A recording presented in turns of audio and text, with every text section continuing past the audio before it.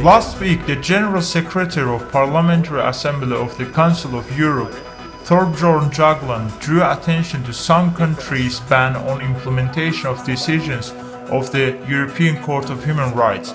In this regard, he mentioned Azerbaijan as a bright example and stressed out that the leader of Real, Ilgar Mammadov, is still remaining behind bars. In the few of the cases when Strasbourg Court concluded the violation of Article 18, the applicants were rapidly released. Azerbaijan authorities ignored the calls to free Ilgar Mammadov. Human Rights Watch mentioned in its annual report on human rights about Azerbaijani authorities' unprecedented crackdown on leading human rights defenders, political activists and journalists. It was noted that many of these people were forced to leave the country, while many others were banned to leave the country. Meanwhile, Transparency International in its annual report on Corruption Perception Index 2015 noted how two significant institutions preventing corruption, civil societies and independent media, restricted and drowned. The Minister of Finance, Samir Sharifov, said that there will not be concessions related with dollar loans. The minister also mentioned that information concerning Azerbaijan's 4 billion debt borrowing is a lie. Azerbaijan lends itself to foreign countries, he added. President İlham Aliyev also noted that government doesn't conduct negotiations regarding foreign borrowings. According to Financial Times and Reuters statements, Azerbaijan government requested $3 billion debt from International Monetary Fund and $1 billion from World Bank. According to economist expert Zohrab Ismail, government's request on debt is reasonable, and the current financial capacity is not sufficient to manage the crisis, while expert Erkin Gederli stressed out that the situation in Azerbaijan has been deadlocked long ago.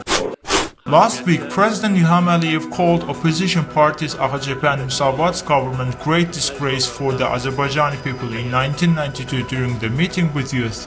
The president criticized the government officials due to their office furniture are purchased from abroad and notified that we will avoid squandering, the currency will not go abroad, and local productions will increase. However, president's statement received ambiguously on social media. News about Aliyev family's garments and accessories dominated in the social media, and these foreign purchase productions were criticized too. Blogger Khaled Khanlarov was sentenced to 25 days. He was chastised with article resistant to police according Code of Administrative Offense. According to Khaled Khanlarov's friends, based on Khaled's information, a day before his arrest, he was invited to Ministry of Internal Affairs to testify for his activity on Facebook. On January 27th, a preparatory meeting held in Sabah District Court for football player Javid Hüseynov, accused of causing the death of journalist Rasim Aliyev. Journalists were not allowed in court by the instruction of Judge Elmar Rahimov. Deputy Chief of Department of Major Capital Investments of Sokar, Qimat Mehdiyev, claims that the woman who purchased 16 villas for $20 million in Turkey is not his wife. However, he mentioned that in the same area his wife has an apartment cost $60,000. While the website spread the information, writes that the information was leaked by Mehdiyev's relatives and he has footages to prove that.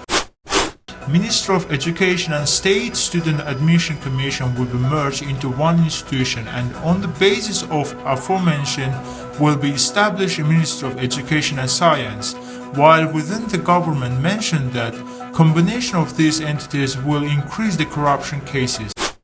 This time, entrepreneurs of Karvan Shopping Center in Sumgayit City and employees of gold mine in the village of Chovdar in Daşkəsən City started protests. The protests are related with monthly rent price, which are 500 to 1,000 manat per month, and monthly salary of gold mine workers are not paid for 21 months.